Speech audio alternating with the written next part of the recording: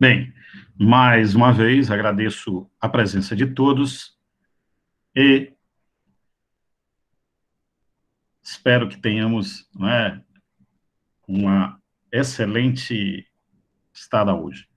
Olá, pessoal, boa tarde. Sejam todos bem-vindos ao Café Elétrico, a sexta edição, que abordará sobre produções relevantes na pandemia de Covid-19.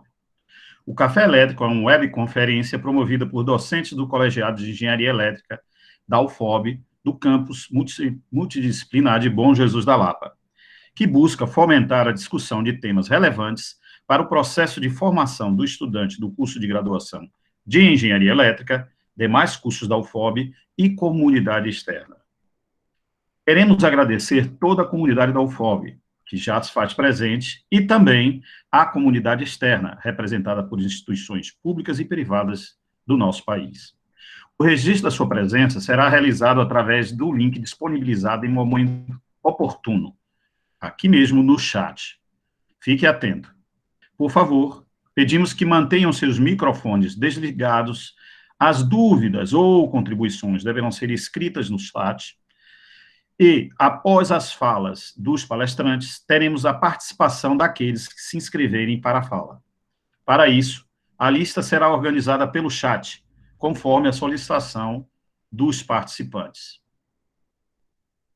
Bem, no nosso encontro de hoje, com o tema A produção de álcool glicerinado e álcool em gel no contexto da pandemia do Covid-19, contaremos com a participação do professor doutor Jorge Luiz Oliveira Santos, que é docente da UFOB do campus de Bom Jesus da Lapa, doutor em Química pela UFBA e também técnico analista de processos industriais pelo IFBA, que, evidentemente, poderá se apresentar melhor a respeito de sua formação e atuação.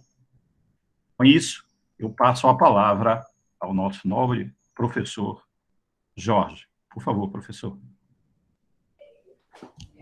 Boa tarde, professor Sobrinho, boa tarde a todos, né, que estão participando aí desse Café Elétrico, né, a quem estiver nos assistindo aí por outra plataforma também, boa tarde. Com relação à autoapresentação, professor, eu vou declinar dessa tarefa, viu, até para não encher muito o saco de vocês, né, mas a sua apresentação já foi suficiente, né, já me sinto totalmente contemplado, né?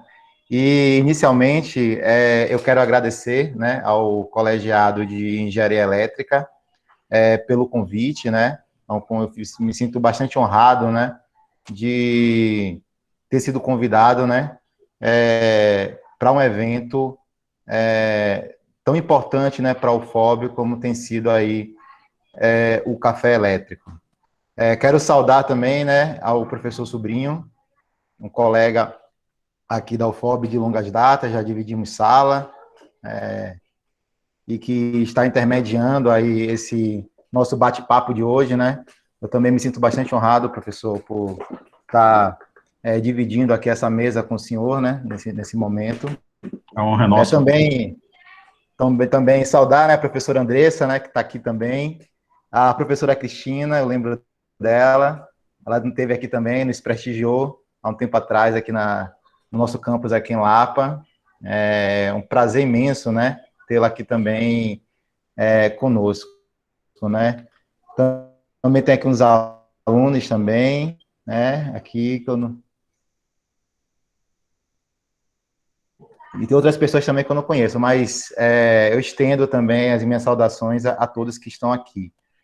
Também, nessa oportunidade, né, a todos os envolvidos no Café Elétrico, né, pela organização de um evento que tem se mostrado realmente, né, em cada edição, de grande relevância para a nossa universidade, e a professora Andressa, né, bem sabe, ela faz parte aqui do Conselho Universitário, e às vezes que eu participei, né, das reuniões do Conselho, na condição de convidado, né, e para falar do Café Elétrico, em toda oportunidade eu venho ressaltando que é um evento que, na minha concepção, né, imagino que, não sei se na de vocês, mas eu espero que sim também, é um evento permanente, né, vai se tornar um evento permanente, e a tendência é aumentar cada vez mais aí a aderência das pessoas. E eu fico muito feliz, né, muito feliz mesmo de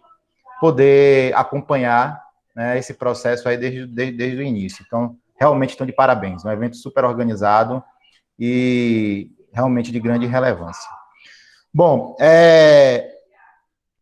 eu vou projetar aqui umas coisas que eu preparei para conversar, para esse nosso bate-papo, e assim, fiquem bastante à vontade, né, para, não sei como é que é a dinâmica, para interferir, perguntar, enfim, né, ou você vai deixar isso para o final, mas fiquem à vontade. Eu não vou conseguir ver no chat, porque eu vou projetar aqui uns slides que eu preparei, mas aí abre um microfone, enfim, né, fiquem à vontade, eu acho que fazendo um esquema meio bate-papo, talvez fique mais bacana isso.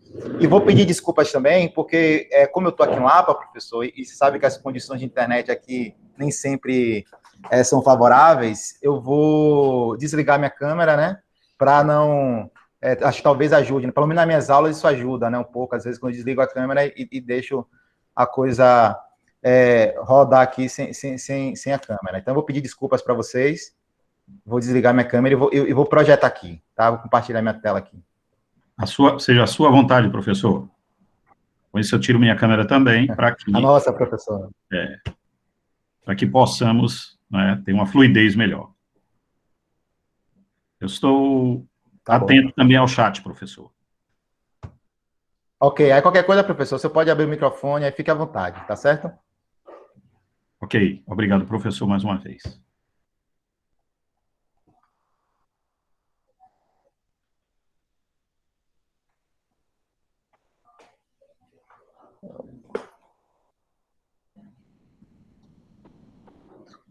Bom, todos enxergam aí minha tela? Sim. Vemos muitos Okay. sinais de trânsito. Tá bom. Exatamente, né? Bom, então é isso, né? Antes da pandemia, professor Sobrinho, né? No nossos né, vai e vem aí da vida, né? Nossas correrias, essas eram as placas, né, que faziam mais sentido, né? As nossas vidas, né? As placas de trânsito, né? Com a pandemia, né? Com todas as restrições que nós tivemos, né? Talvez essas sejam as placas que, por enquanto, até o momento, né, tem feito mais sentido a nossa vida, né? São placas aí recomendando o distanciamento, recomendando que usemos máscara, que se lave bem as mãos e use álcool em gel. E aí é dentro desse contexto, professor, que hoje, nesse nosso bate-papo, né, eu vou falar um pouco sobre a produção de álcool glicerinado e álcool em gel, né, no contexto da pandemia aí da Covid-19. Bom, como todo bom começo, né, a gente é importante, né, que a gente fale como esse nosso pesadelo, né, começou, né?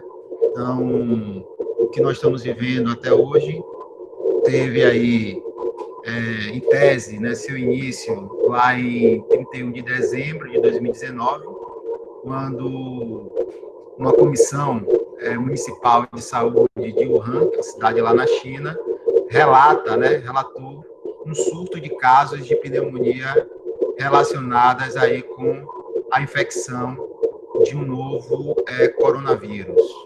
E aí, já no dia 1º de janeiro, a OMS cria uma equipe, né, para monitorar esse surto e também para criar também, né, uma série de procedimentos de contenção, enfim, né, de lidar com essa questão. Em 13 de janeiro de 2020, as autoridades de saúde confirmam o primeiro caso de Covid-19 fora da China, foi lá na Tailândia. E aí, 11 né, de março de 2020, o Dr. Tedros Adhanom, diretor-geral da OMS, declara o surto, né, que esse surto, né, que foi identificado na China como caso de pandemia. Então, só para lembrar, para todos que estão nos ouvindo, né, embora acho que todo mundo tenha ouvido bastante, né, sobre isso nesses últimos meses, a diferença, né, há uma diferença, né, entre surto, epidemia e pandemia, né? Então, o surto de uma doença, ele ocorre quando há um aumento repentino, né, do número de casos de uma doença em uma região específica. A epidemia, ela já se caracteriza quando ocorre o surto, né, de uma doença em diversas regiões. Aí a gente tem a epidemia. A pandemia já é uma epidemia com uma escala maior, né, uma escala maior de gravidade. E aí a pandemia acontece quando uma epidemia se espalha por diversas regiões do planeta. Aí, quando a gente tem essa condição aí instalada, aí a gente tem esse caso de pandemia. A gente ouve também muito falar de endemia, né? Só que a endemia, ela não está relacionada a uma questão de número de casos, mas com a frequência que uma doença acontece em um local, né? Aí dizemos que uma doença ela é endêmica de um local se ela ocorre com bastante frequência, né, naquele local. Por exemplo, a gente tem algumas doenças tropicais, né, que elas ocorrem, né, de tempo em tempo aqui no Brasil. Então, são doenças endêmicas, né? Então, está relacionado não com o número de casos, mas com uma frequência.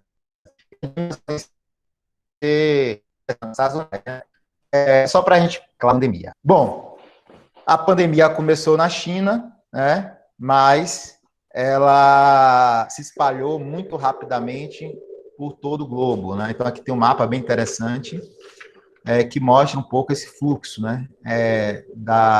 Do coronavírus aí no globo, né?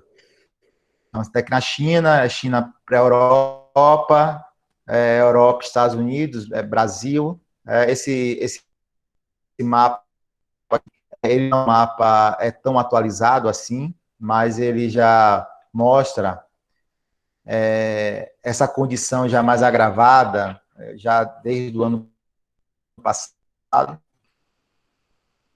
E como a gente tem, né, um mundo cada vez mais global, né, onde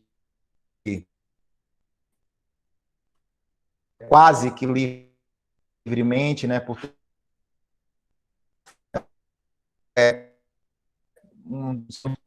tem uma gravidade maior.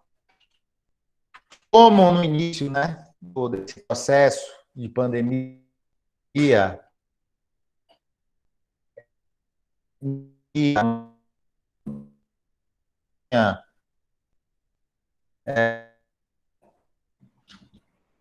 Professor Jorge. Ainda uma vacina desenvolvida. Opa, pode falar, professor. Pode falar, professor. Está cortando um pouco, viu? Mas vocês conseguiram ouvir alguma coisa? Sim, sim. Ele corta e congela só um pouquinho, ok? Tá, ok. Melhorou agora, professor? Sim, sim, agora sim. Agora melhorou. Tá. Então, as principais armas que nós tínhamos ali desde o início, né, da pandemia é o uso de máscara, porque se percebeu, né, que era uma doença, né, relacionada aí à transmissão por via aérea, o distanciamento social, né, e o uso de medidas de higiene pessoal, né, como, por exemplo, o uso de álcool em gel, né, lavar as mãos, o uso de álcool em gel. Em razão disso, houve um aumento muito grande da demanda por saneantes ou antissépticos alcoólicos. E aí aqui tem um gráfico bem interessante, né? esse gráfico já é de abril, né, do ano passado. Vocês vejam que é um mês depois da pandemia. Então, aqui no Brasil, a compra, né, por álcool em gel subiu 4.261%, né? Então, vejam que aumentou bastante, né? Então, em segundo lugar, aqui tem material de limpeza, né? Então, vejam que o impacto, né, que a pandemia, né, ocasionou na demanda por esse tipo de produto. E aí a consequência mais natural disso é o desabastecimento do mercado local, né? Então, foi extensivamente noticiado ali no início da pandemia, né, a falta de álcool em gel em várias regiões aqui do país, né, em várias cidades, vários estados, e em consequência disso também houve o aumento do preço, né? Se a demanda aumenta, a oferta ela não acompanha a demanda, o preço sobe, né?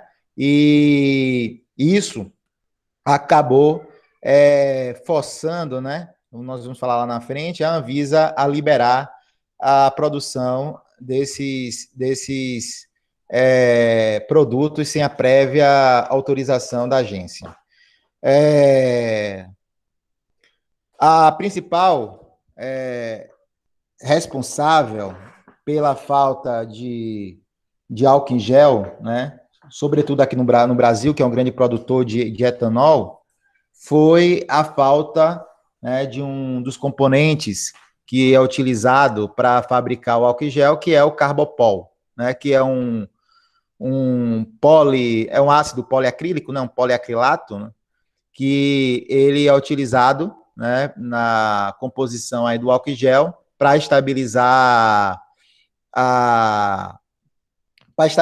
né, o álcool, né, e dar essa característica, né, de gel que o álcool tem. Então, esse foi o produto, né, responsável aí também pela falta de abastecimento. Não tanto o etanol, mas o próprio carbopol. Antes de falar um pouco com vocês sobre a ação, né, dos saneantes na inativação de vírus, é importante a gente falar um pouco, né, sobre o coronavírus, né, a estrutura aí do nosso principal inimigo, né, que é o SARS-CoV-2, né. É um vírus, né, de certo modo, como qualquer outro, né, os vírus costumam ser estruturas bem simples. Então, a gente tem uma cápsula que envolve o material genético do vírus, né, que é um ácido, né, um RNA, né, que é o ácido ribonucleico, é onde contém as informações genéticas do vírus. O corona, né, o coronavírus, ele tem aí 7 genes, que quando o vírus entra na célula, esses genes, eles trabalham, né, dentro da célula humana para replicar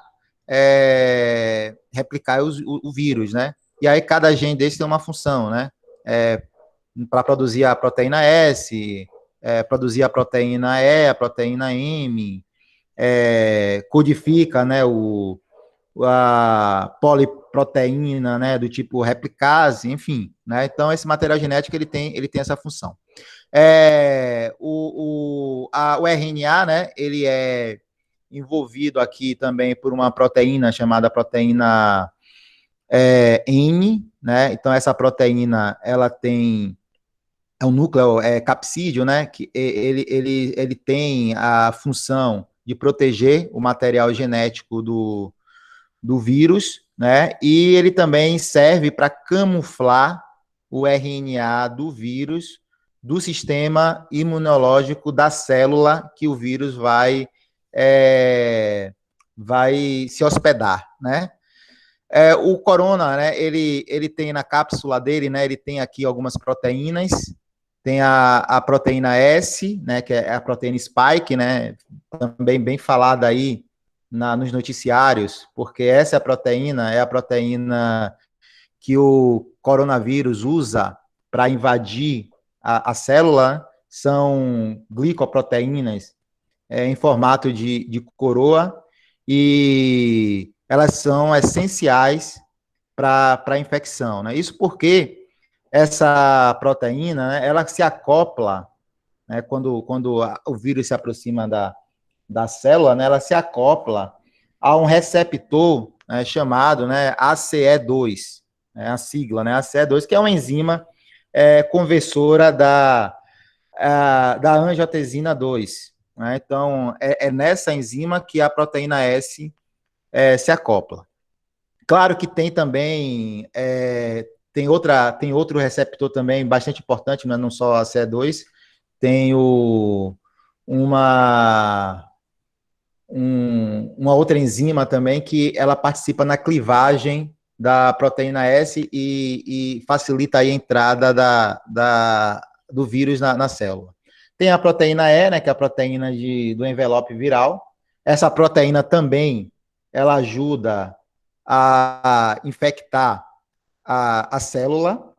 E a proteína M, que ela determina aí a forma do envelope viral, né? E ela é responsável por organizar a montagem do vírus. Então, é essa estrutura aqui, simples, mas que causa uma série de estragos aí ao nosso organismo quando ela consegue adentrá-lo. Só para, como um químico, né, não pode deixar de trazer as moléculas, né? Só para lembrar um pouco, né? Que proteínas são polímeros, né, naturais, formado aí por uma sequência de aminoácidos. E aí essa sequência de aminoácidos, né, que é a estrutura primária da proteína, ela ganha um arranjo tridimensional, né, por conta das interações aqui intermoleculares na própria fita, né, e esse arranjo aqui é o arranjo secundário, né, que é o arranjo espacial da cadeia polipeptídica, né? A gente chama de cadeia, gente, polipeptídica, né? Porque como a proteína ela é uma sequência de aminoácidos, aí o aminoácido, que é essa estruturinha aqui, ó, que está aqui embaixo, que é ele tem um grupo amino, que é um nitrogênio ligado a dois hidrogênios, um grupo carboxila, né? Que é do ácido, não, ácido orgânico. E aí, uma ponta de um aminoácido, ele interage reage, né, com a ponta o ácido carboxílico de um aminoácido reage com o grupo amino do outro aminoácido. E essa reação é a reação ácido-base, né, como qualquer outra, produzindo água. E aí, essa ligação formada é chamada de ligação peptídica. Então, é por isso que ele é um polipeptídico. E aí, vejam o seguinte, que os aminoácidos é uma estrutura como essa. O que muda de um aminoácido a outro é o radical, é um outro grupo orgânico aqui presente, né? Ligado aqui a esse carbono central do aminoácido. E aí a gente tem uma série de tipos de aminoácidos. O mais simples é a glicina, que nesse radical aqui a gente tem um hidrogênio, né? O segundo mais simples é a alanina, que o radical aqui é um grupo metil, e por aí vai, tá? E aí, vejam o seguinte, que a diferença de um aminoácido ou outro é a presença desse grupo. E aí, a presença desse grupo radical, claro, que ele confere características ao aminoácido, né? Como, por exemplo, eu posso ter um aminoácido mais polar, menos polar, mais ácido, menos ácido, né? E como a proteína, ela é uma sequência, né, de aminoácidos ligados, né, vamos colocar dessa forma. Então, veja o seguinte, que se eu mudo a sequência, né, os tipos de aminoácido que eu tenho nessa sequência, eu mudo, consequentemente, o meu tipo de proteína. E se eu mudo o meu tipo de proteína também, eu acabo mudando a sua função biológica, tá? Claro que a função biológica de uma proteína não está só relacionada ao tipo de aminoácidos que estão ali na sua sequência, mas também no seu arranjo tridimensional, né? Como eu falei para vocês, a gente tem aqui a estrutura secundária. Essa estrutura secundária também ela pode se enovelar, né? Formando uma estrutura terciária, também por interações intermoleculares que acontecem na macromolécula, e a depender também dessa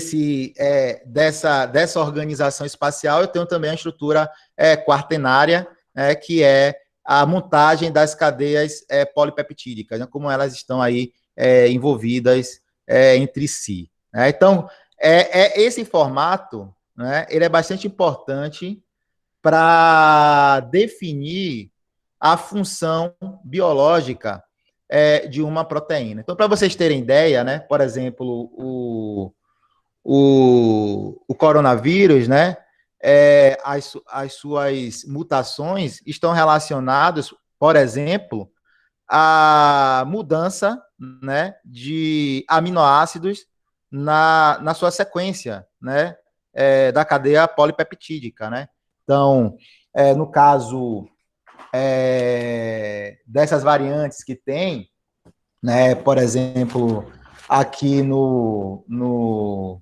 que está rodando aí no mundo, né, no Brasil, né? Então, a gente tem uma mudança em um aminoácido, por exemplo, na posição 501, né, da cadeia, né, o aminoácido N pelo aminoácido Y, né? Então, você tem ali a variação, a mutação N501Y, né? Então, mudou esse aminoácido N e entrou o aminoácido Y no lugar. Claro que também eu posso ter a mutação pela deleção de aminoácidos, ou seja, pela saída de aminoácidos. Então, por exemplo, no coronavírus também foi identificado mutações relacionadas à delação, né?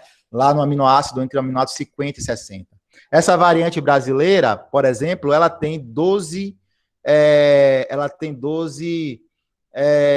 na sua mutação, né, ela tem 12 mudanças, né, desses aminoácidos. Esse aminoácido na posição 501, né, ela também, né, acontece, e dentre outras posições também.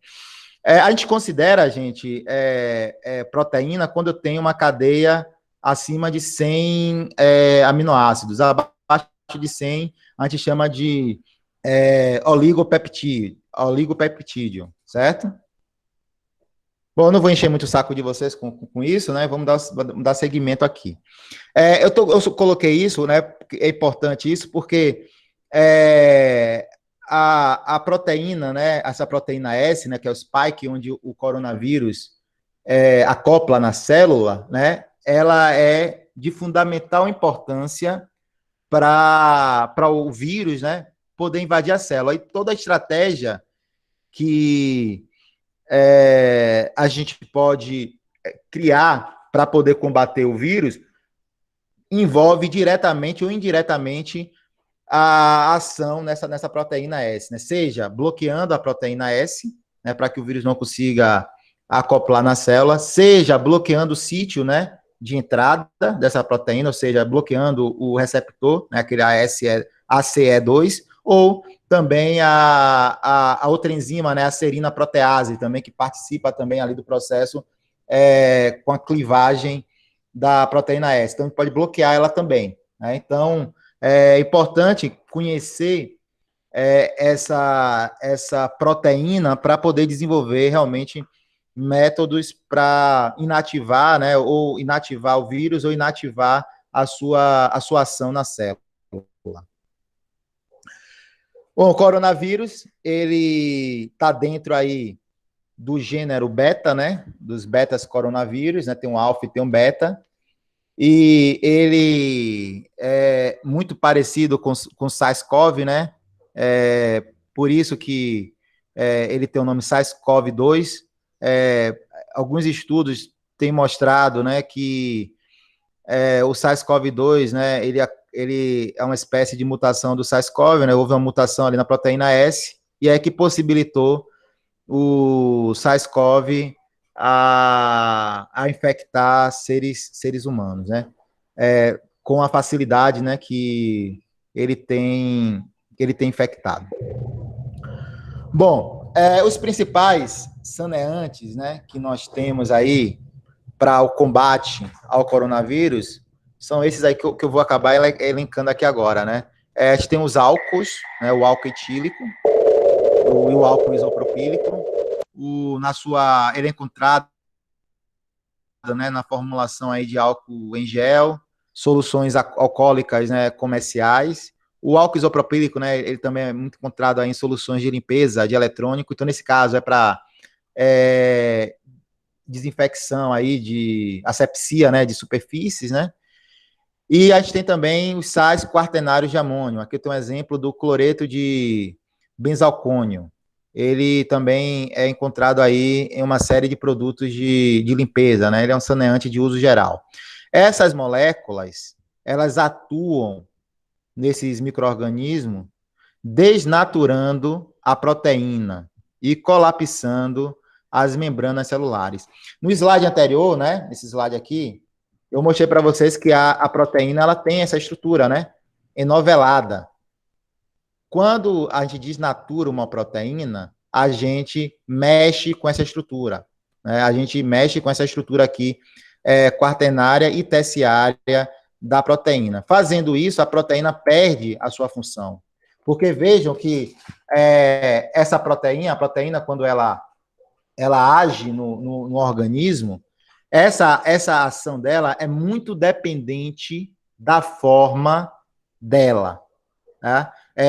Vocês devem lembrar da aula de biologia do ensino médio, né? Que, por exemplo, né, um mecanismo de reação enzima-substrato, né? O substrato pode ser uma proteína, por exemplo, é um mecanismo do tipo chave e fechadura. Então, tem que ter um encaixe perfeito para que a reação aconteça e a função biológica seja desencadeada. A proteína S, a proteína do coronavírus, né, ela encaixa, né, no receptor da enzima. Então, aqui, esse encaixe, né, aconteça, estrutura tridimensional que permita isso. Então, quando a gente usa essas substâncias, né, essas substâncias, elas desnaturam a proteína perde essa forma, e aí você acaba inativando o micro-organismo. Tem outros também produtos, outras substâncias fenólicos, cloro também em seus derivados, e os peroxigênios, né? Os peróxidos, né? Como a gente pode chamá-los. No caso dos fenóis, tem 3 moléculas aqui que são bastante importantes, que é o timol, que a gente pode encontrar ele em óleos essenciais, o ortobenzil para clorofenol, que também é usado bastante aí em formulação de produtos de limpeza, o triclosan, né, que a gente encontra ele, por exemplo, em creme dental, sabonete, desodorante, e essas 3 moléculas, né, esses fenóis, né, eles apresentam diferentes mecanismos de ação, né, contra o micro-organismo, como, por exemplo, o rompimento da membrana externa, né, então, no caso do vírus, é o rompimento daquela cápsula, né, do seu envelope, né, inativação do sistema enzimático. Então, por exemplo, ele pode, né, ali, essas moléculas, né, reagir com um sítio, né, de uma enzima desse micro-organismo que tem uma função, ou de uma proteína, né, que tem uma função em uma reação enzimática, e aí evita, né, que esse micro-organismo ele esses mecanismos biológicos então você quebra então essa cadeia de ação, né? E no caso dos cloro e seus derivados, que todo mundo conhece, que está presente aí nas águas sanitárias, né? Ele provoca a oxidação da proteína, dos lipídios e carboidratos. Então, ele degrada essas substâncias, né, que são presentes em todas essas coisas aí e inativa. Inclusive, o hipoclorito de sódio, né, é um composto poderosíssimo, né, para asepsia, sobretudo de superfícies, né? Só que, assim, ele tem uma limitação, por exemplo, se ou superfícies aí de eletrônicos, né, ele pode degradar, né, por corrosão, enfim. A depender da superfície também, se tiver pigmento, né, ele pode também degradar.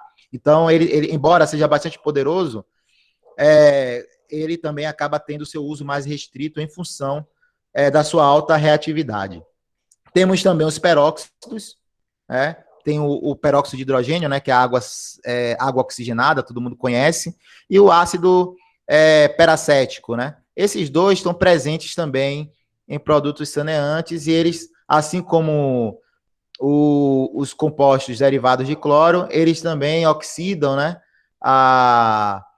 as proteínas, enfim, os lipídios e os carboidratos presentes no micro-organismo, e acaba inativando dessa forma. Então, ele tem uma ação muito parecida, né, com o cloro e seus derivados. Isso porque essas moléculas, elas são altamente oxidantes, né? O peróxido, ele é de hidrogênio, ele é um oxidante bem poderoso.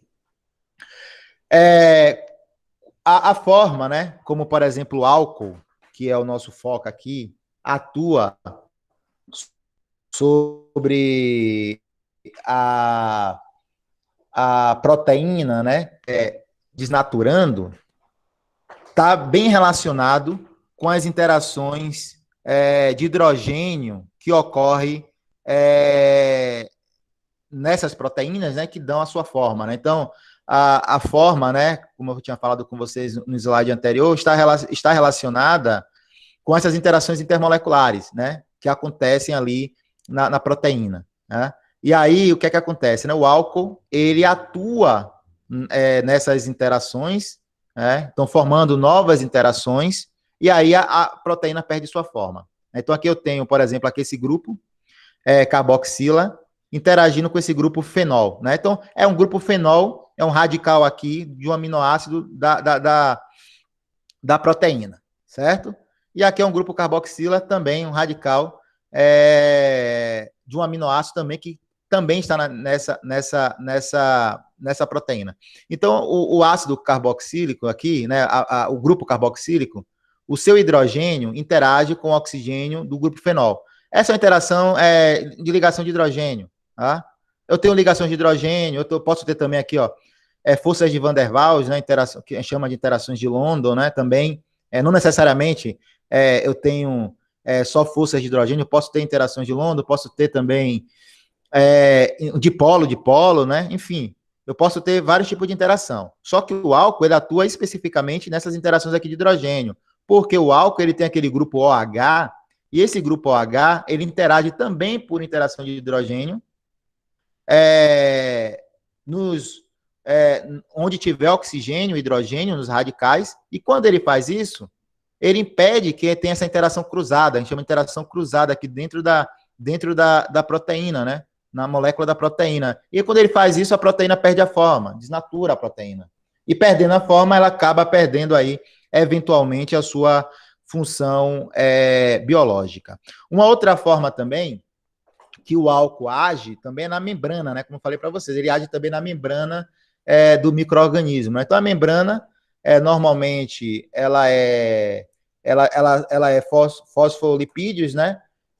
Com essa organização aqui, né? Então eu tenho a cabeça polar do fosfolipídio, né? E a sua cauda é apolar, né? Organizada dessa forma. Então a gente tem uma bicamada fosfolipídica, né? Na membrana desses micro-organismos.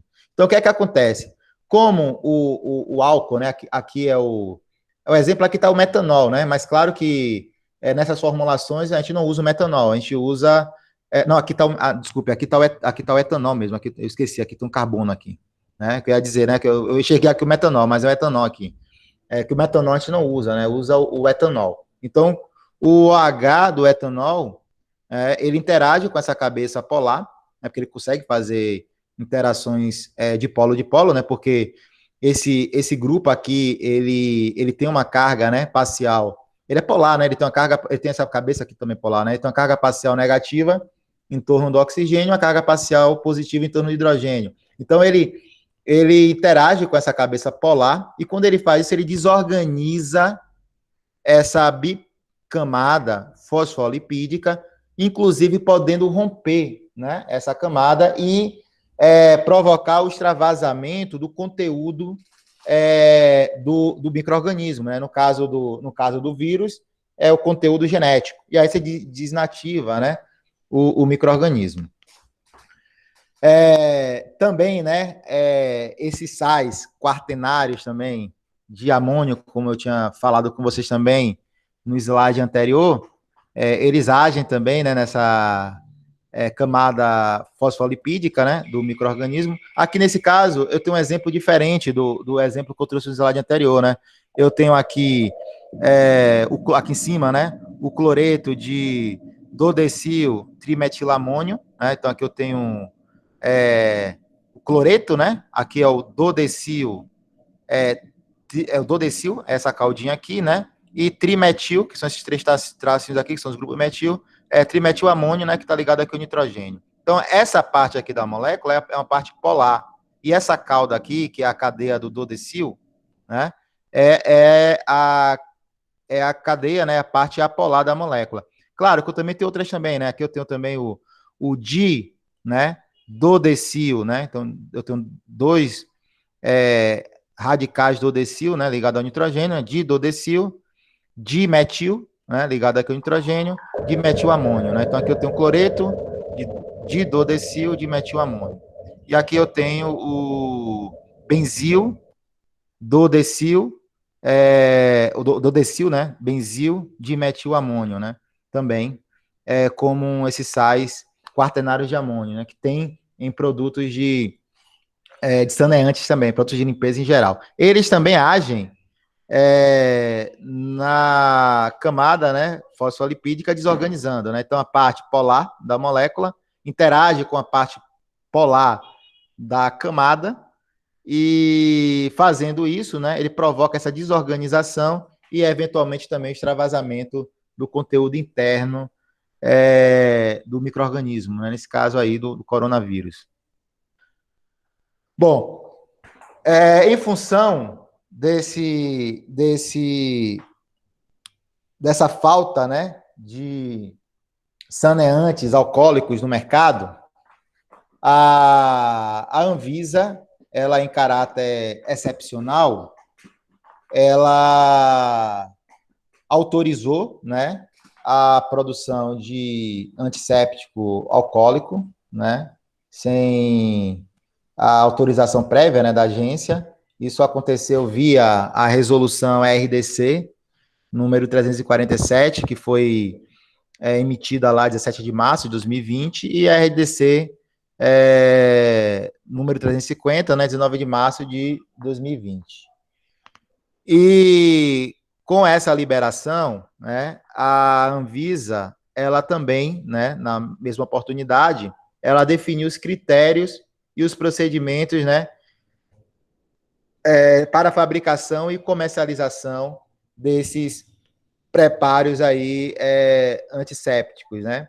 E isso foi uma decisão bastante acertada da Anvisa, porque como a busca por esses produtos foi bastante alto, né? Houve um desabastecimento muito grande do mercado, né? Quando a Anvisa permitiu isso, e esses produtos vocês vão observar aí mais na frente, são bem simples de serem produzidos, né? Conseguiu dar uma folga muito grande, né? Porque possibilitou, né, que farmácias de manipulação, enfim, laboratórios para usos diversos, né, daqueles de produção de saneante, pudessem, então, produzir, né? Claro que, no caso do álcool em gel em específico, né, não foi tão possível assim fabricar por conta do carbopol, né? Como houve a falta do carbopol, se buscou polímeros que pudessem substituí-lo, né? Que tivesse a mesma função e pudesse substituí-lo, né? Por isso que a gente viu nesse período, gente, uns álcool em gel meio melequento, turvo, né? Então, isso dá a impressão de que o produto não serve, não funciona, mas ele acabou ficando com essa característica porque foi usado outros produtos, né, em substituição ao carbopol, mas a sua função como saneante, né, ela continuou intacta, porque a função, né, como saneante, ele está relacionado com o álcool, com a presença do álcool, não necessariamente com a presença do carbopol. O carbopol, ele confere ao produto outras propriedades, né? Não a propriedade antisséptica, que é o que nos interessa a priori, né? Nesse momento. As formulações que a Anvisa liberou nesse período, né? Foi basicamente 3 formulações, né? Que foi uma formulação duas formulações para o álcool glicerinado e uma formulação para o álcool em gel. Né? A formulação para o álcool em gel está aqui nesse quadrinho, no canto direito, né? Canto superior direito, que é álcool etílico, a 96, o carbopol, né? Que é o polímero que a gente utiliza para gelificar o produto. A solução, né, de trietanolamina, a gente coloca umas gotinhas de trietanolamina nessa solução para poder neutralizar e aí permitir uma melhor gelificação, né, do material, e a água é purificada. Aí, o que é que aconteceu, né? Como eu falei para vocês, o carbopol faltou no mercado, se buscou alternativas a ele. E aí, por isso que a gente viu esse monte de álcool em gel aí, com características bem distintas do que a gente está acostumado a ver antes da pandemia. No caso do álcool glicerinado, né, ele é álcool etílico a 96, peróxido de hidrogênio, né, a 3%, glicerol a 98 e água purificada em quantidade suficiente. Veja o seguinte, ó, nessas formulações tem álcool etílico a 96, porque esse é o álcool que a gente consegue achar aí no mercado. No final das contas aqui, quando a gente faz essa solução, a concentração alcoólica não fica a 96, gente, fica a 70. Isso é uma coisa muito importante a ser dita, porque essas soluções alcoólicas, elas só têm efeito antisséptico em concentrações ali alcoólicas em torno de 70%. Acima disso, ele já não tem esse efeito antisséptico tão acentuado, né? E a 99%, por exemplo, para o coronavírus, né, ele não inativa o vírus. A razão disso é a seguinte: é importante que se tenha uma quantidade de água, né? E aí a concentração ideal é 30% de água nessas soluções, porque a água ela evita, né, que o álcool evapore muito rápido, e aí então aumenta o tempo de exposição do micro-organismo ao álcool. Isso é uma coisa importante, para dar tempo do álcool agir, desnaturando, né, a proteína, desorganizando ali, né, a camada fosfolipídica também no micro-organismo. Então é necessário que tenha um tempo, né? Então, se a gente usar álcool muito concentrado, ele evapora no age. E tem outro detalhe também que é muito importante, para que justifique, né, ter água, né, de colocar essa quantidade de água nessas soluções. É que a água, ela hidrata o micro-organismo. É importante que na ação do álcool, o micro-organismo se mantenha hidratado. Porque se a gente coloca o álcool muito concentrado, o que é que ele vai fazer? Ele não vai interagir com a proteína do micro-organismo e nem com a camada fosfolipídica. Ele vai capturar a água do micro-organismo. Ele vai preferir reagir com a água, né? Porque a interação do álcool com a água é a interação mais forte, né? Eu tenho ali pontes de hidrogênio ali bem genuínas. E aí o que é que acontece? O álcool, ele desidrata o micro-organismo, mas não inativa, né? Então, a razão é essa. Claro que quando a gente trabalha com essas soluções, né, alcoólicas, nessa concentração de 70% de álcool, né, a gente acaba tendo um outro inconveniente, né, que é o fato, né, dessas soluções elas serem um pouco mais perigosas, né, do que o álcool puro. Então, ele acaba tendo uma maior inflamabilidade, né, em relação ao álcool puro. E aí o carbopol, por exemplo, ele acaba também tendo essa função no álcool em gel de diminuir, né, esse ponto de fulgor, né, da solução e diminuir esse perigo, né, de que esse produto seja inflamado. Né? No álcool glicerinado, quem acaba fazendo também tem essa função, no álcool glicerinado, de diminuir a inflamabilidade, né, da solução. Claro que a gente também usa o glicerol como hidratante, né, da pele, né, porque esse produto ele é usado sobre a pele, e o álcool ele desidrata, né, ele tem esse poder de desidratação, pelas razões que eu já comentei, né, que ele interage fortemente com a água, e aí quando a gente usa o glicerol, né, a gente passa o glicerol, essa solução tem glicerol, a gente passa na mão, o glicerol também acaba tendo essa função dupla, né, não só de diminuir, né, a inflamabilidade da solução, mas também hidratar a pele. Algumas formulações de álcool em gel também se coloca glicerol, tá? Você pode colocar também um pouco de glicerol para ajudar na hidratação da pele.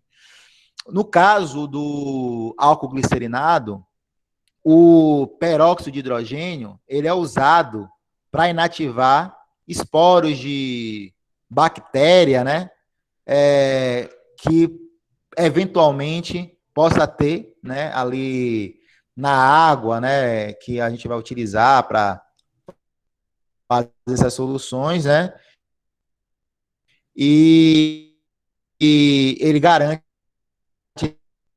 então, essa asepsia, né. Foi retirado aqui, gente, do manual que a Anvisa produziu, né, para poder dar esse suporte técnico, né, para a produção de álcool em gel, né, vamos dizer assim, meio que homemade, né, e aqui tem, é bem simples, né, o passo a passo, a gente coloca o álcool, né, dentro de uma vasilha, no vasilhame, aí a gente coloca o peróxido de hidrogênio, né, para inativar qualquer tipo de micro-organismo que tenha, né, na água, aí a gente coloca o glicerol, né, na quantidade especificada. Como o glicerol ele é bastante viscoso, aí é necessário que a gente adicione lentamente, né, para conseguir extrair todo o glicerol, né, do frasco, e depois a gente faz uma lavagenzinha, né, do frasco com água, né, ou com etanol, né, para poder garantir que todo o glicerol que estava aqui é uma proveta, né, que estava na proveta, ele seja transferido aqui para o vaso que a gente vai fazer o produto, né. Depois a gente adiciona o álcool, né, ou pode adicionar o álcool antes também, tanto faz, e adicionar água depois, e mistura, né? Depois misturada, invasa isso. Bom, como esse processo, ele é um processo bastante simples, e aqui em Lapa nós tivemos também um problema de abastecimento, né? Quem na época estava aqui, né, em Lapa, no início da pandemia, pôde verificar isso, né? A gente não encontrava álcool em gel, e quando encontrava, estava lá com preço astronômico, e inclusive com preço bastante impraticável, né, para famílias de baixa renda, né, famílias carentes. E aí aqui no centro nós tivemos a iniciativa de produzir, né, álcool em gel com apoio da prefeitura, né, daqui de Bom Jesus da Lapa. E então nós fizemos um projeto, produzimos aí uma quantidade significativa de álcool glicerinado, né? Nós não produzimos álcool em gel porque tinha essa limitação em relação ao carbopol, e nós, com a parceria com a Prefeitura de Bom Jesus da Lapa, nós entregamos inicialmente, né, a Prefeitura, quem fez essa distribuição foi a Prefeitura, né? Eles entregaram para as escolas, né? As escolas do município, então, como as escolas estavam com a sua programação, né, ali no início da pandemia, né, de aulas remota, né, então tinha um momento da semana que os pais iam à escola para pegar o material, né, o material, as tarefas, né, que o professor passava para os alunos, enfim, um suporte também, havia um suporte também que me parece que a prefeitura também estava disponibilizando em relação à alimentação, né, porque como não estava fazendo a merenda, né, me parece que eles também acabaram dando esse suporte da alimentação. Então, quando o pai ia buscar esse material na escola, a prefeitura disponibilizava, então, esse álcool que nós produzimos, né. Foi um projeto, assim, bastante gratificante, significante, né? Foi uma ação bem importante também, né?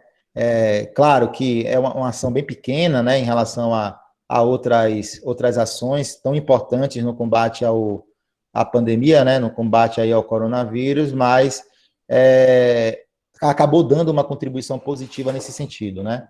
E possibilitou que famílias que não tinham, não tiveram, né, acesso naquele momento a um álcool, né, para poder fazer aí essa asepsia mais adequada, né, acabaram tendo, né.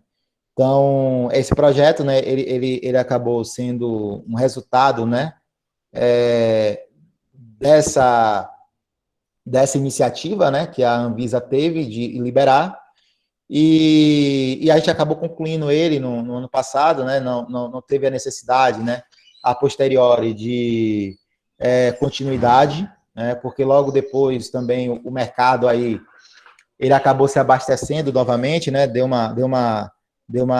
A oferta começou a acompanhar a demanda e aí o preço também desses álcools diminuíram, né? No mercado, enfim, né? Aí já não justificava mais a gente continuar nesse projeto e aí a gente só fez ele naquele momento, né? Bom, gente, então, em relação a isso, né, era o que eu preparei para poder apresentar para vocês, e eu já me coloco aqui, né, à disposição para o bate-papo, né, para tirar dúvidas, né, o que eu souber responder, e para a gente trocar uma ideia em relação a esse tema, tá? Então, é uma apresentação inicial, né, e aí a gente já pode já trocar uma ideia, conversar. Professor, devolvo a palavra ao senhor para o senhor conduzir aí a segunda parte. Muito obrigado mais uma vez, professor Jorge, doutor Jorge, pela excelente apresentação, bastante, né, interessantíssima e bastante completa. Eu peço desculpas a todos, eu vou, em breve, suspender meu microfone, porque a situação aqui está com máquinas, né, aqui no teto. Bem, eu gostaria de abrir a sessão de perguntas, mais uma vez agradeço ao professor doutor Jorge, e cada um dos participantes terá 2 minutos para efetuar a pergunta, e a resposta é livre para o doutor Jorge. Por favor, podem colocar no chat ou simplesmente abrir o telefone e efetuar a sua arguição. Aguardamos.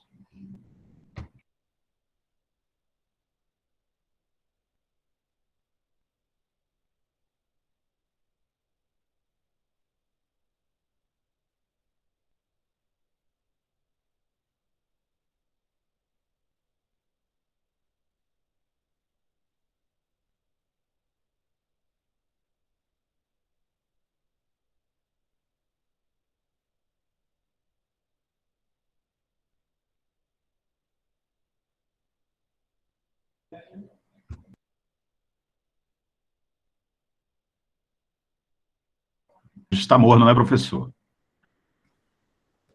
Não sei se é porque ficou claro ou porque É a plenitude da sua a palestra, né? apresentação ficou maçante, né? Às vezes fica maçante, né? Eu Espero que acredito não, mais que a né? plenitude, né? Não é verdade? Eu achei interessantíssima. Ok, professora Cristina Abreu.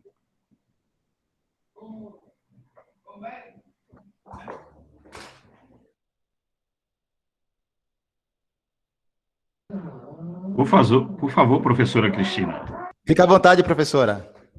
Se quiser abrir o microfone.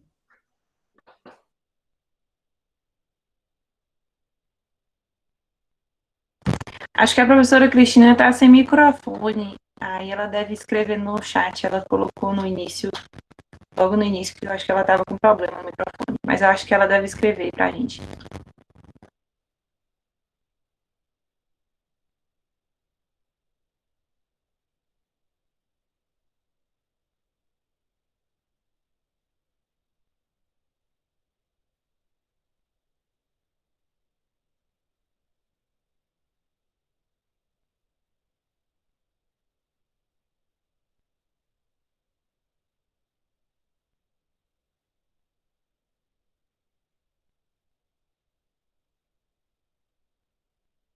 A professora Cristina fez uma pergunta aqui, né, no chat, né? Como o senhor vê a questão da pandemia frente a essa reabertura de espaços públicos e o descuido com esses cuidados básicos, como o uso de álcool gel? Bom, bom, veja, essa questão, né, que envolvendo, né, a abertura de espaços, ela é uma questão que não só envolve, né, medidas, né, orientadas aí pelas autoridades de saúde pública, né, mas também envolve também medidas de políticas públicas, né, que acaba sendo, de certo modo, mais abrangente do que as questões sanitárias, né. É óbvio, né, que essas aberturas, elas precisam ser feitas, né, de forma bastante planejada, né, seguindo, né, os protocolos de biossegurança e, obviamente, né, abertura de locais que eles sejam, de certo modo, né, essencial aí à sociedade, né? E aí, claro, né, que quando a gente fala de essencial, aí a gente entra também no campo da subjetividade, né? O que é essencial, e aí, às vezes, isso cria uma certa celeuma aí entre setores da sociedade, né? Mas a gente não vai entrar nisso, né? Obviamente que não dá para a gente entrar nessas questões. Veja o seguinte, professora, eu acho que independente, né, se a autoridade, né, pública vai ou não abrir um espaço, né, ou se a população ela vai estar, né, vacinada, né, em uma quantidade significativa, esses cuidados básicos eu acho que vai nos acompanhar aí por bastante tempo, né? E o uso de álcool em gel, né, por exemplo, está falando de álcool em gel é só um produto, né? Dentre muitos outros que a gente pode usar aí com a mesma função. Vai ser essencial, né? Vai ser essencial. A gente tem um mundo, né, cada vez mais populoso, né? E muitas autoridades de saúde pública já vinham, já há alguns anos, alertando da possibilidade, né, de um surto viral se transformar em uma pandemia, e a tendência, né, se realmente as autoridades, né, não tomarem medidas, né, daqui para frente mais efetivas, é que outros surtos apareçam, outras pandemias, né, ou epidemias, enfim, apareçam até na mesma proporção que a gente viu aí com o coronavírus, né? Então, esses cuidados básicos, eles vão nos acompanhar, né? Precisam nos acompanhar por um longo período, né?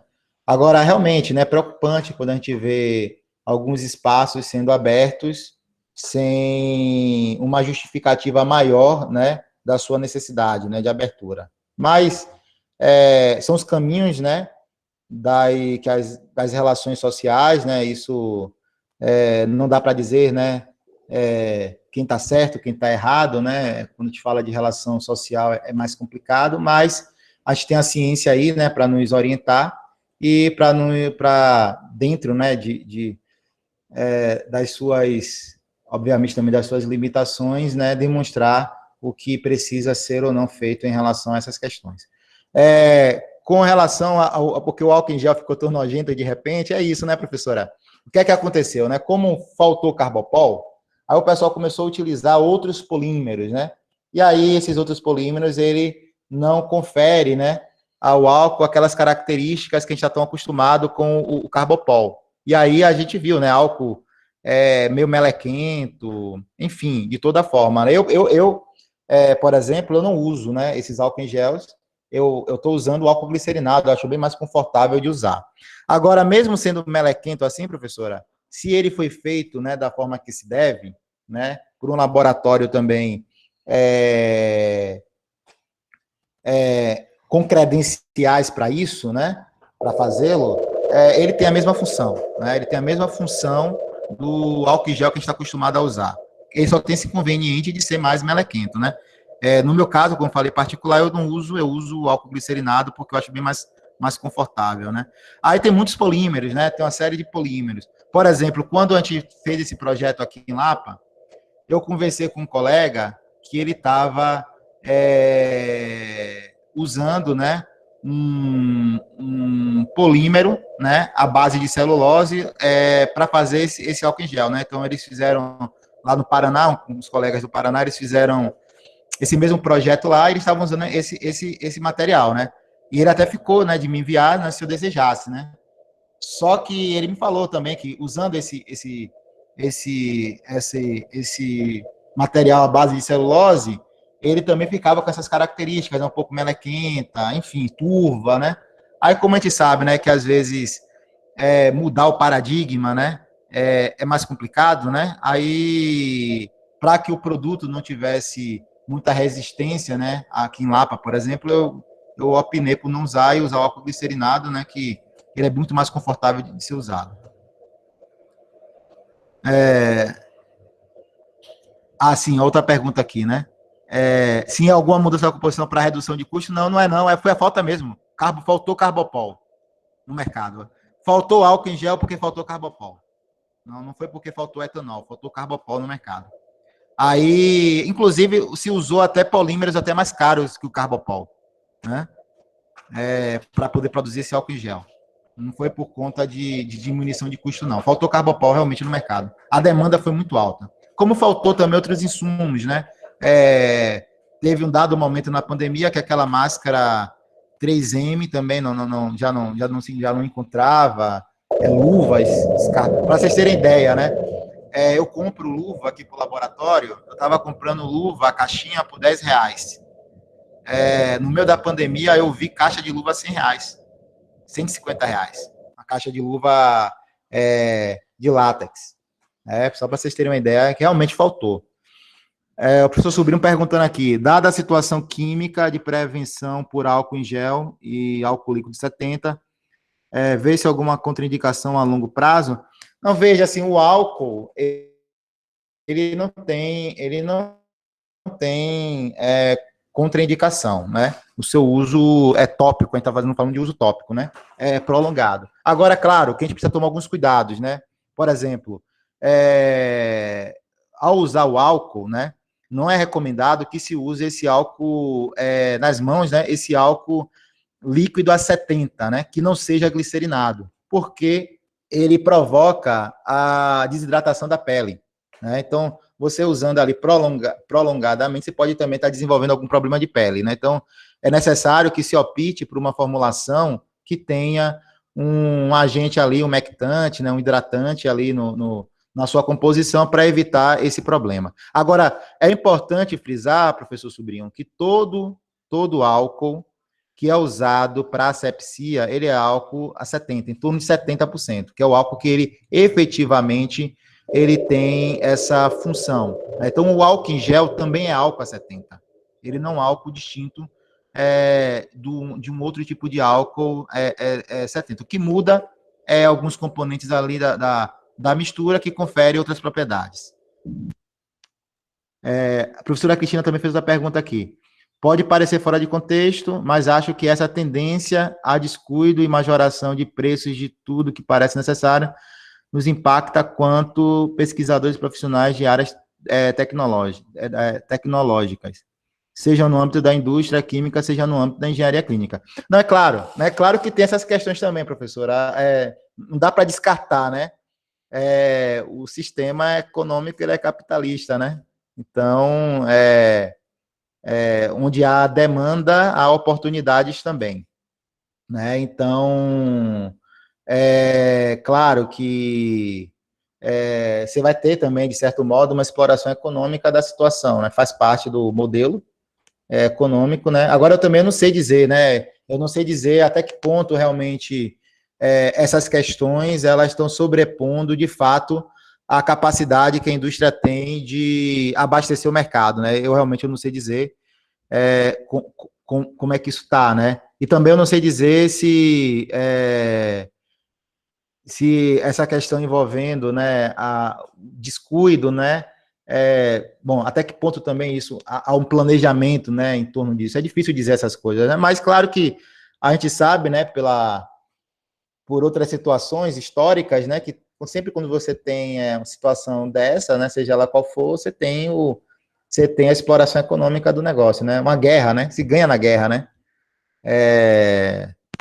muitos países ganham muito, né, quando se tem uma guerra, né, então vejam que quando você tem sempre oportunidade, né, nesse sentido.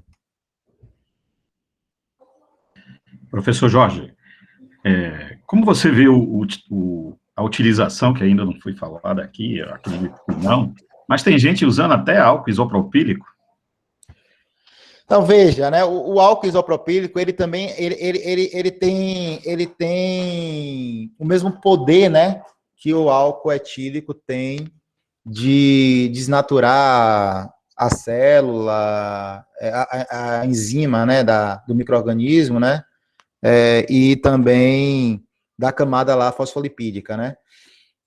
A questão do álcool isopropílico é que ele é um álcool mais caro, né, do que o etanol, e ele não é tão recomendado assim, né, para a gente usar, né, ele para uso tópico, né, ele é mais recomendado para limpeza de superfícies, né, então, superfície eletrônico, metálica, né, porque ele não é Circuito, né? circuito, ele não é tão Por exemplo, para oxidante utilizar, quanto... porque não tem água, né? Ele não tem... Isso, exatamente, ele não tem, exatamente, né, e ele não tem não é tão oxidante quanto o álcool, né, a formulação com álcool etílico, né. Mas é isso, né, realmente esse desabastecimento fez as pessoas a tomarem medidas um pouco fora da curva, né, e até inclusive perigosas, né. O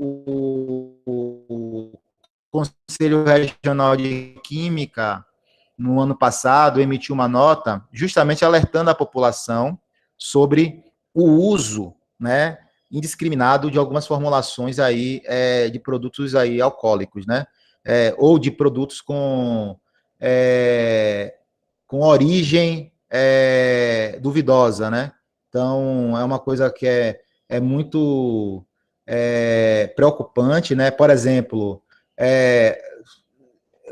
tomei nota que até metanol, professor, foi encontrado em algumas formulações, né? E o metanol, ele é um álcool extremamente perigoso. Então, se a gente utiliza ele, né, na pele, né, uso tópico, a pele absorve, né, o organismo consegue absorver o álcool e ele pode provocar intoxicação bem grave, né, e até cegueira, né, a depender aí do tanto que se absorva aí desse álcool, né. Então, claro que aconteceu isso, muito mais por ignorância da população, né, infelizmente,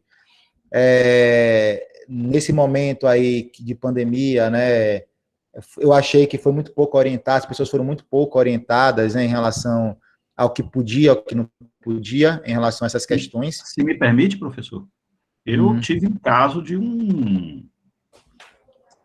uma compra de 5 litros, feita pela minha esposa, Sim. Né, e que ao chegar aqui ela achou o cheiro bastante estranho, eu achei que era metanol, entendeu? Sim. Edson, que você conhece, né, Edson Garcioso, trabalhou contigo lá na Oxiteno, lembra? Sei. Isso. Sim, lembro dele, sim. Isso, químico, né? E solicitei, ele falou, olha, Antônio, tá um cheiro bem estranho, ok? A gente até pensou em... E o que aconteceu foi que, por incrível que pareça, para não perder, eu coloquei dentro do veículo, né? Mas o carro não morre, né? O carro não morre, né? Até que morre, né? Até que morre, né? Até que morre, mas não é isso. E realmente o cheiro estava bem parecido com metanol, professor. É incrível como tem pessoas que são totalmente, né? Infelizmente, né, professor? O que aconteceu, assim, você vê, né? Realmente, né? Essas coisas, para nós, né, que somos pessoas honestas, né? E a gente toma nota dessas coisas, realmente nos entristece bastante, né? Porque você veja na situação dessa terrível, né? Em todos os sentidos terríveis, né? Não só porque a gente tem aí uma doença nos apavorando, mas toda essa condição que a gente está de isolamento social, restrição, enfim, né? Essa coisa toda que a gente está vivendo, e você vê que ainda tem pessoas, né, seres humanos, que não têm empatia nenhuma, e tem atitudes como essa que põem em risco, né, não só a sua vida também, né, porque quando eles produzem essas coisas, são pessoas que produzem também sem nenhum conhecimento técnico, mas da vida de outras pessoas, né, de muitas outras pessoas. E é lamentável isso, porque essas pessoas acabaram tendo êxito, né, nesse processo, por conta da necessidade, né, e aí muita gente realmente comprou produtos com origem duvidosa, com composição também, colocou essas pessoas em risco, enfim, né, é terrível, né. A professora Cristina falou uma coisa interessante aqui, ó. Minha impressão é que o problema do álcool é o risco de acidentes domésticos no dia a dia das pessoas. Além disso, temos fraudes, tem muita gente vendendo álcool 46 como álcool 70. Isso é também outra coisa bem importante que a professora Cristina colocou, que é o seguinte, muita gente, né, estava vendendo realmente álcool com a concentração mais baixa. Também um álcool, do mesmo jeito que um álcool com concentração muito alta não tem efeito antisséptico, o álcool também, com concentração mais baixa, também ele não tem esse efeito também, séptico, também não tem, né? Ele não tem essa função, né? E aí muita gente fez isso. E com relação à segurança, realmente, o álcool A70, ele também é um álcool bastante perigoso, né? Ele tem aí uma capacidade de inflamabilidade bem maior do que o outro álcool. Aí é necessário que alguns compostos eles estejam presentes aí na composição desse álcool para evitar justamente essa questão, né? Esse risco maior, né? E aí, para diminuir custo, né? Muita gente realmente, né, no meio da pandemia, vendeu também algumas formulações, pessoas desonestas, né? Sem a presença dessas substâncias, né? Colocando também, inclusive, as pessoas, né, em risco aí em relação a incêndio, né? É mais lamentável tudo isso. Lamentável.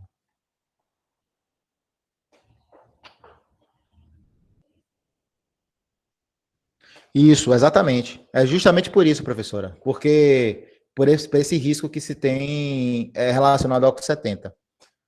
Mas acabou perdendo, de certo modo, esse controle em função da situação de emergência, né? Mas, assim, eu acabei vendo pouco relato também, não sei se é porque eu não busquei muita informação, né? Mas pouco relato de acidentes envolvendo álcool 70, né? Talvez seja porque estavam vendendo álcool a 40, né? 46, 30, né? Mas isso aí também, graças a Deus, a gente não teve esse problema. Assim, pelo menos de forma generalizada, né?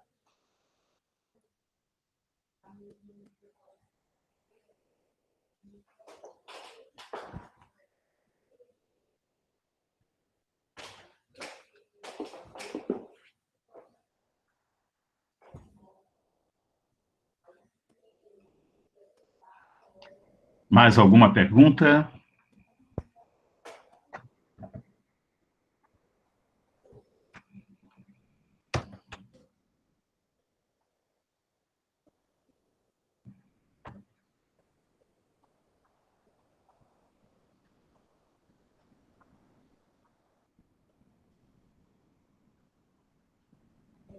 Eu que agradeço, professora Cristina, viu? Eu que agradeço. Agradeço também, professora Cristina.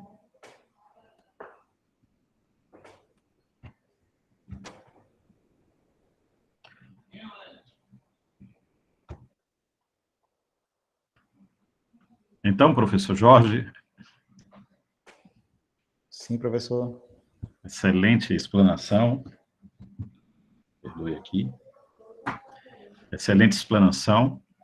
Eu, nesse momento, passo a palavra para o senhor para que faça as considerações, né, finais. E, mais uma vez, agradecê-lo, né, pela presença pela disposição, por ter todo esse, né, desenvolvimento de sempre, ok? Por favor, passo-lhe a palavra. Eu que agradeço, professor Sobrinho, mais uma vez, me sinto bastante honrado, né, pelo convite feito pelo colegiado de Engenharia Elétrica. Para mim é um enorme prazer, né, poder contribuir, né, de alguma forma com esse projeto que vocês estão tocando, né, um projeto muito importante, né, e belíssimo também. Agradeço também a todos que puderam estar aqui, né, agora acompanhando essa apresentação, né,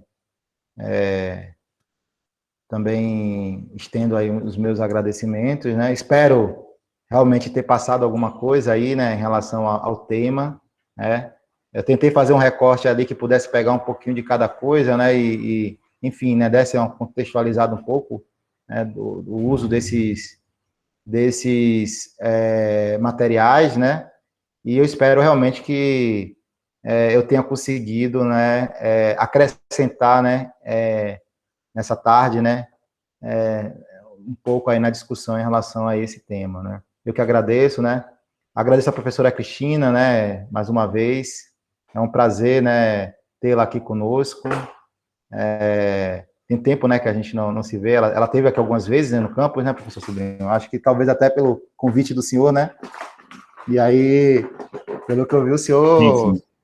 pega a professora Cristina aí pelo braço e traz ela aí para as coisas da UFOB, né?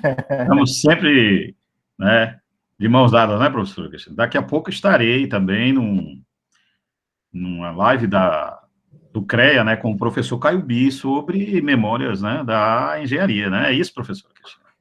E muitos Maravilha, daqui da UFOB também lá estarão, né? maravilha, Ok, professor? maravilha. Eu que me sinto agraciado aí pela presença de vocês. E a professora Andressa também, né? Ela sabe o quanto eu valorizo, né, esse evento, né, que vocês tocam, e também agradeço, né, estendo meu agradecimento a ela também. Gente, obrigado. Obrigado mesmo. Eu agradeço mais uma vez ao professor Dr. Jorge Santos e, claro, estamos sempre, né, dispostos a fazer novas parcerias, né, professor Jorge? Ao Sem longo aí dúvida. dessa nossa vivência e durante ou não a pandemia, né, sempre, né, estando sempre com nossos colegas, né, da UFOB e os grandes profissionais, né, que compõem essa universidade.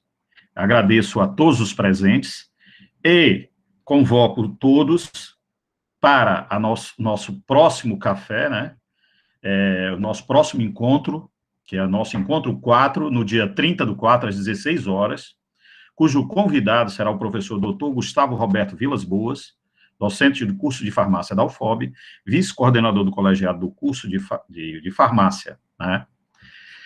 E, mais uma vez, agradeço a todos, né, por estar aqui conosco. Professor Jorge, mais uma vez, e com isso, né, peço a licença a todos para poder encerrar a nossa gravação e o encontro.